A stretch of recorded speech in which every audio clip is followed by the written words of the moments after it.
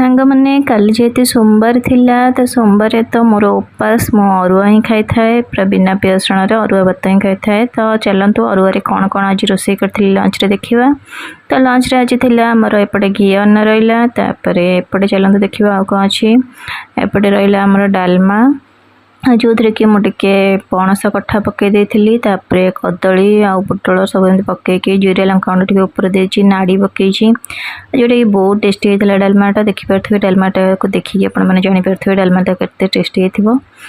आपर एपटे रहा आमर चलते डालमाटा घोड़े नापर एपटे रहा आमर बैगण एमती गोल गोल करके केवल लुण हल्दी लंका टे देखिए भाजी मत एमती गोल गोल करके बैगण भजिया बहुत ही बढ़िया लगी थाए। तापर एपटे रहा आमर टमाटो खजेरा सब मिक्स करके नाड़ी पकईकि नड़िया पकईकि गोटे बढ़िया खटाटे तैयारी कर पूरा भोजी स्टाइल खटाटे। तो देखिपे एमती खजेरा पकई टमाटो खटाटा ए सांगे सांगे जेहेतु करके रखी जहाँ पूरा धुआं बाहर। तो यह सब आइटम होता आज